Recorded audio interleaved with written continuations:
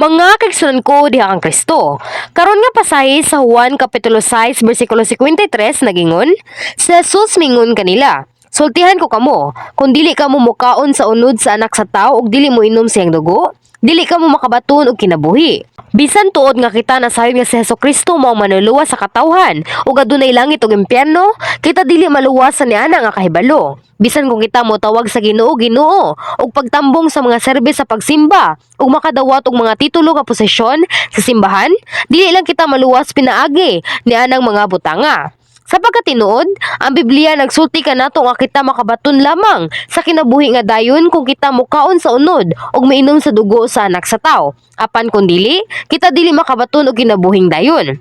Busa, sa katapusan nga sesyon, ako nagisgot kaninyo, may tungod sa kung unsaon na to pagkaon sa unod sa anak sa tao, o pinaagi sa pagkaon sa nating karnero sa mga tanang mga Israelinon sa panahon sa Exodo. Ako may pasabot kaninyo sa detalye kung unsang paagi sa pagpaambit sa pulong sa Dios. Karon, ako musulti kaninyo mahitungod sa pag-inom sa dugo sa anak sa tao. Para sa paghupot sa kataw sa iyang pisikal nga kinabuhi, kinahanglan siya nga mukaon sa kalanon ug minom og tubig. Kung mukaon lang ka og gahi nga kalanon nga walay bisan unsa nga liquid or tubig, kamo dili mahilisan sa husto nga paagi. Dili ka makapadayon sa kinabuhi nga walay pag-inom og tubig. Kita makapahili sa pagkaon ug makaabsorb sa mga sustansya ug makapawagtang sa mga hugaw ug makahilo nga mga butang uban sa tubig. Kini sama sa espiritu. Sama sa giingon, ang akong unod tinuod nga kalanon ug ang akong dugo tinuod nga ilimnon. Kita kinahanglan gayud nga moinom sa dugo sa anak sa tao ug bugos sa pagkaon sa iyang unod. Unya, unsa man ang buot ipasabot sa pag-inom sa dugo sa anak sa tao? Pinaagi ni ini nga mensahe, ako naglaom nga kamo makasabot sa unsa nga paagi aron sa pagkaon sa unod ug pag-inom sa dugo sa anak sa tao.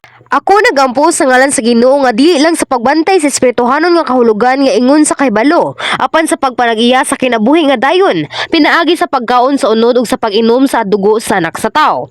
Mga kaigsunan ko diha kang Kristo, sa panahon nga atong gihatagan og konklusyon karon ang kahulugan sa pag-inom sa dugo sa anak sa tao, pinaagi sa pagbansay or practice sa pulong uban ang hugot nga pagtuo. Sa katapusan nga sesyon, akong gisulti kaninyo nga ang pagkaon sa unod sa anak sa tao mao ang pagkatuon sa pulong sa Dios. Sama nga nangaon sila og nating kalnero nga gisugba sa kalayo. Sa diha nga kita mobasa ug mopatalinghog sa pulong sa Dios, kita kinahanglan nga makaamgo sa lawom nga espirituhanong kahulugan ug magbantay niini sa atong kasing-kasing, pinaagi sa inspirasyon sa Espiritu Santo ug bugos nga mabutang ang nating karnero diha sa atong kasing-kasing. Kita kinahanglan nga dili lang makaamgo sa espirituhanon nga kahulugan sa kahibalo.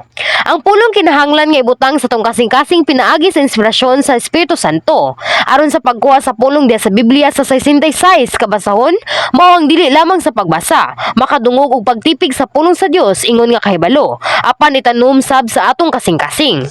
Unya, unsang kalainan tali sa pagkuha diha sa pulong ug sa pagtago lang niini ingon nga kahibalo. Kung unsang gitipigan sa utok mahimong makalimtan, busa kita dili makahimo sa pagpaktis sa tanang mga butang nga gitipigan isip usa ka kahibalo. Sa dihang nagsagulo mo sa mga bersikulo sa Biblia, kung dili lang nimo kini balikon lang sa ngabil apan mamalandong sa espiritual nga kahulugan, kini matisok diha sa inyong kasing-kasing. Kung imong ibutang ang pulong sa kasing-kasing, kini moabot gikan sa imong kinabuhi ingon nga aksyon. Busa, bisan pa kung ikaw malimot sa insaktong bersikulo uban sa paglabay sa panahon, ang sulod nga gitanom sa imong kasing-kasing kini magpabilin gihapon. Pananglitan, sa Mateo kapitulo 5 bersikulo 44 nag-ingon, apan karon sultihan ko kamo, higugmaa ang inyong mga kaaway ug pagampo kamo alang sa mga tao nga napasipala kaninyo.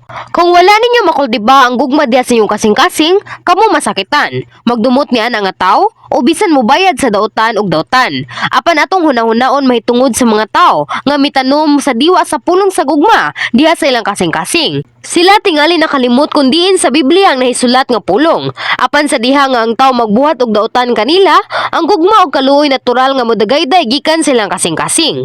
Kumukaon mo sa unod sa anak sa tao sa mausab nga paagi, ang mga ngit-ngit nga bahin sa kasing-kasing nga nabuligan sa pagpamakak mausab ngadto sa mahinlo or puti nga kasing-kasing. kasing-kasing. Kung kamo mukaon sa pagkaon ug miinom sa tubig, ang hugaw mawagtang ug ang sustansya ra ang mosurop.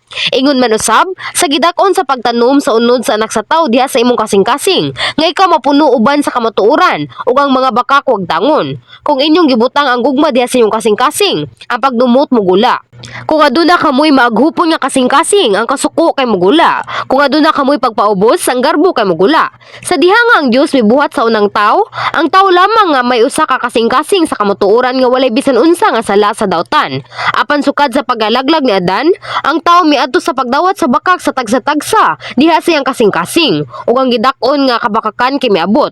Ang orihinal nga kamatuoran mihungaw sa gawas. Kiniingon nga ang puti nga kasing-kasing nahimong hugaw ug nausab ngadto sa usa ka itom nga kasing-kasing.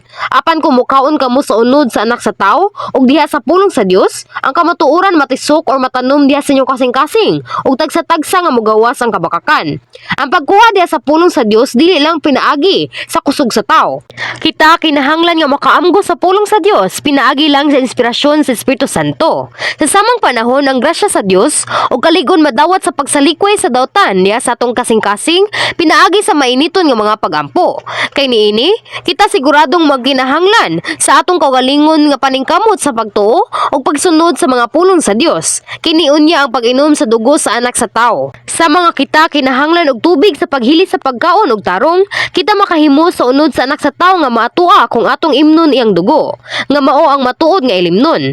Bisan pa nga ikaw makadungog, magbalandong ug magampo aron sa pagtuman sa pulong sa Dios, dili lang kiniigo. Kinahanglan nga kamo magbantay gayud ug magpraktis sa pulong nga nag-ingon, hupti kini, ilabay kini, buhata kini ug ayaw na buhata. Kung walay pagbuhat sa pulong, dili ka mo makahimo sa pagsinati sa mga buhat sa Dios. Kung wala ka makasinati sa mga buhat sa Dios mismo, kamo dili makaamkon og dugang nga pagtuo apan magpabilin sa kahibalo lamang.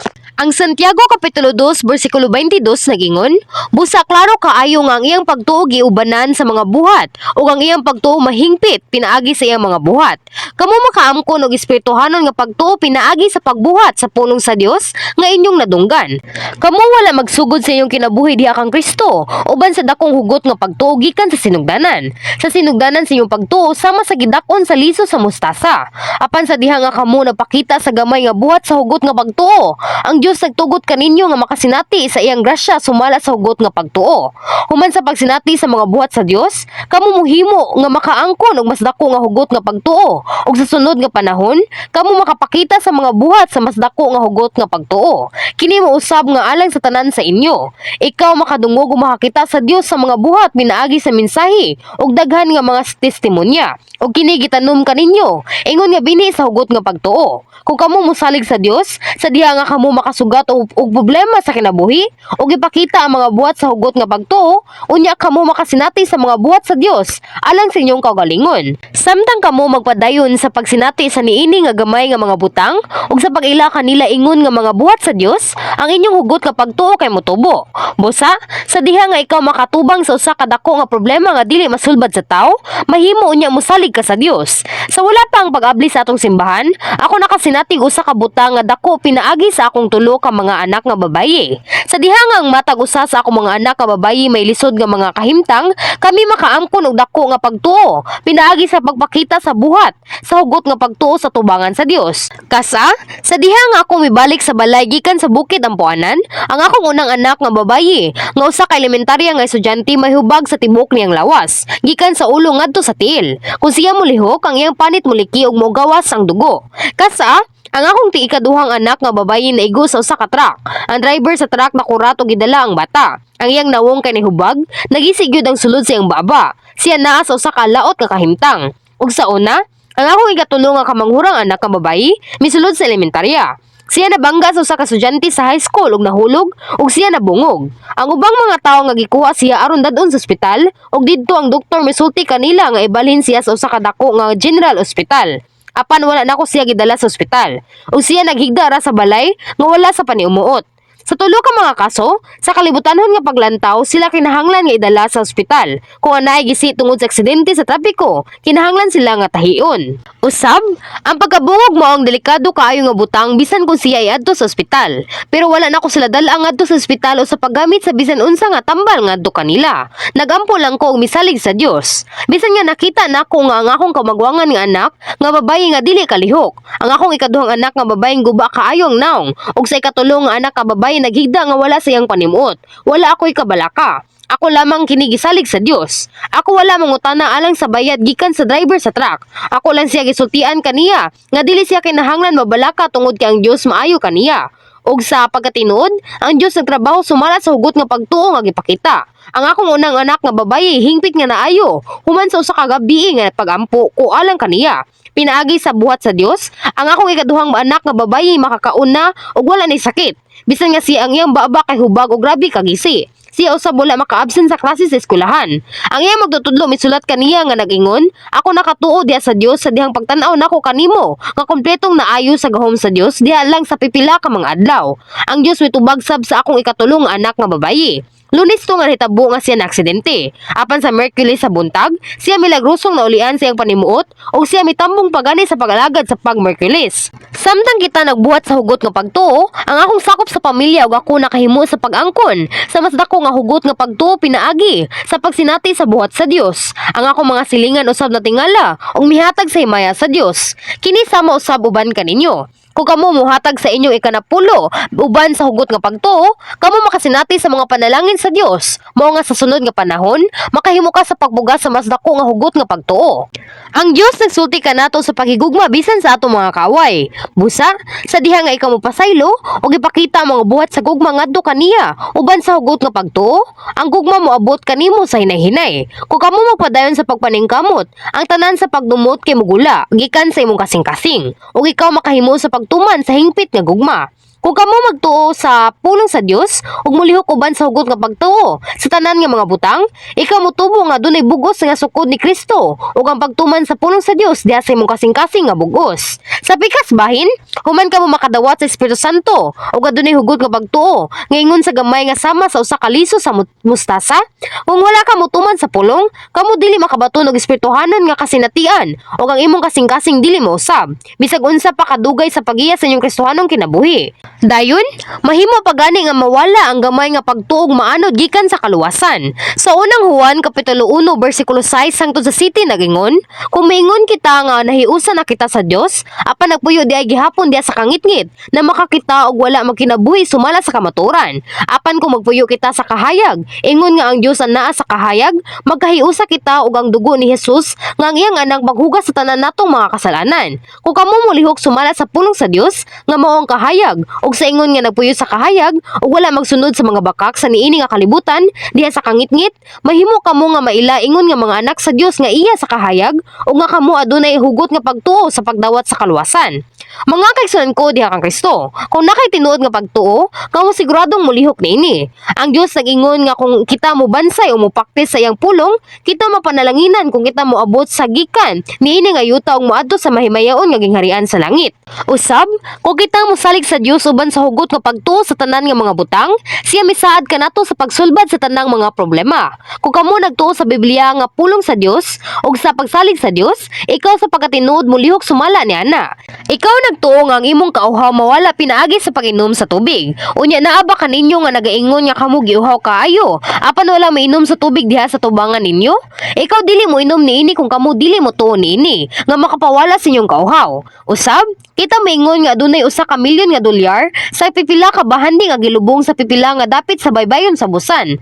Ug ikaw mahimo nga makakuha sa diyang ikaw mulakaw sa tanan nga mga dalan gikan sa sul hangtod sa busan nga dadon kini pagbalik. Kung makasigurado ka sa kamatuoran nga dunay usa ka bahangdi o kini makahimo nga mainyo ni, ikaw kay napuno sa paglaom ug sa paglakaw sa dalan. Bisan pa kung ang imong mga paa kay nagsakit na kaayo ug sa paglakaw sa daghang mga adlaw, ikaw dili mo adto kung wala ka motuo. Sa samang paagi, magasugid ikaw uban sa imong mga ngabil nga kamo nagtuo sa labing gamhanan nga Dios. Apan wala ninyo mapraktisan ang mga pulong tungod di kamo walay hingpit nga pagsalig diha sa inyong kasing-kasing. Apan palihog hinumdumi nga ikaw mahimong maluwas ug usab makadawat sa mga tubag ug panalangin ug makasinati sa mga buhat sa Dios lamang sa diha nga kamo adunay hugot nga pagtuo sa espirituhanon nga mahimo nimong malihok sumala sa pulong.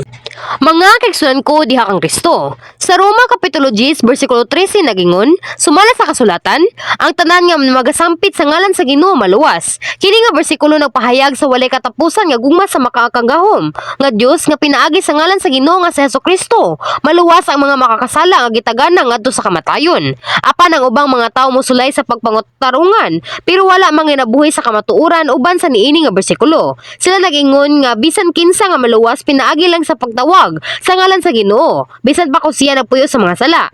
Ang mga tao nalimbungan kung sila makadungog o mutuo sa mga usa ka pamahayag nga daw kay kamatuoran. Apan, di lang kini usa ka bersikulo aron sa pagmatarong sa mga tao nga nagabuhat sa kalapasan o nagpuyo sa sala. Adunay nagkonekta nga mga bersikulo diha sa pulong sa Dios, mao nga kita kinahanglan nga makasabot sa bersikulo sa sulod sa konsepto sa kahulugan niini. Kung kita mo tanaw sa bersikulo 9 ngadto sa 10, kini nagingon, kay kung pinaagi si mong baba magasugid ikaw nga si Jesus mo ang Ginoo ug magatuo sa sulod si mong kasing-kasing nga siya gibanhaw sa Dios gikan sa mga patay, unya maluwas ikaw. Kay ang tawo magatuo diha sa iyang kasing-kasing aron mamatarong siya ug siya magasugid pinaagi siyang baba aron maluwas siya. Di lang ang kini nga mga tawo nga nagadawag sa ngalan sa Ginoo, apan sa mga tawo nga nagatuo diha sa kasing-kasing ug sa mga gipamatarong maluwas sa diha nga sila mokumpisa sa ilang mga ngabil. Karon, unsang buti pasabot sa pagtuo o pakamatarungon? Sa Roma Kapitulo 2 bersikulo 13 nagingon, kay dili pinaagi sa pagmamati sa balaod nga ang mga tao mahimong matarong atubangan sa Dios, kun dili pinaagi sa pagbuhat sa gisugo sa balaod. Kini nagingon, dili lang ang mga nagapatalinghog kun dili ang mga nagatuman sad sa kasuguan, maoy pakamatarungon. Kung ikaw makadungog sa pulong sa Dios ug tinuod nga nagtuo niini diha sa inyong kasing-kasing, sa pagkatinuod ikaw mulihok sumala niini. Ug sa diha nga kamo magbuhat sa ingon, kamo mahimong matarong ug maluwas. Ingon man usab, sila nga mga gipakamatarong pinaagi sa pagsalig diha sa ilang kasing-kasing kay maluwas usab. Mga kaigsunan ko diha kang Kristo, bisan kung kita mo tambong sa simbahan, kung kita dili mo kaon sa unod ug moinom sa dugo sa anak sa tao, dili kita makabaton sa kinabuhi diri kanato. Kita kinahanglan nga matarungon pinaagi sa dili lamang pagpaminaw ug sa pagkahibalo sa mga pulong, apan usab pinaagi sa pagpraktis niini sa makugihon gayud. Unya, naa ba kaninyo nga nabalaka nga nagunahuna? Ako wala mabuhi pinaagi sa pulong sa bugos. Mao nga dili ba ko maluwas? Apan bisan tuod wala pa nimo makompleto og practice. Kung kamo anaa sa proseso sa pagpaningkamot sa pagkinabuhi sa pulong, ang Dios mo ila kaninyo nga kamo adunay hugot nga pagtuo nga maluwas. Kini tungod kay bisan hinay-hinay sapagkat tinuod ikaw nagaakaon na sa unod og naginom sa dugo sa anak sa tao.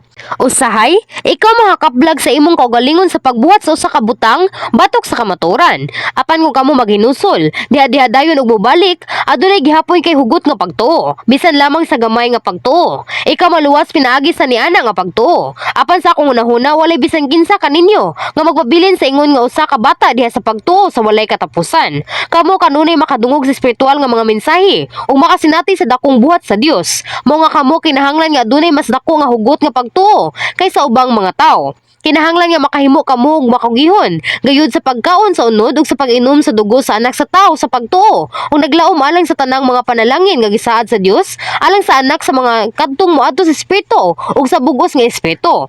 Ako nagampo sa ngalan sa Ginoo nga kamo mukugi gayud sa pagkaon sa unod ug pag-inom sa dugo sa anak sa tao ug sa pagbawi sa nawala nga larawan o imahe sa Dios ug sa pagsulod ngadto sa bag-ong Jerusalem. Mga hinigugma ko nga mga igsoon diha kang Kristo. Sa sunod nga Domingo kay mao ang Chuseok holiday nga mao ang pagpasalamat sa pagsaulog sa unang ani sa Korean. Daghan kaninyo ang maduaw sa inyong mga lungsod. Mahinaot ko nga kamo panalipdan sa inyong mga dalan ug kamo adunay malipayon nga pista diha sa Ginoo. Palihog sa pakigdait uban sa ubang mga tawo nga malamon ug makapahimuot diha sa Dios. Kung ang inyong pamilya wala masangyawan sa maayong balita, kinahanglan nga kamo dili gayud muyukmo sa mga Dios o makalapas sa adlaw sa igpapahulay. Ako nagampo sa ngalan sa Ginoo nga imong isangyaw ang ebanghelyo ug sa testimonya ngadto sa inyong pamilya ug sa pagahin sa mapuanguron ug malinawon nga panahon. Amen.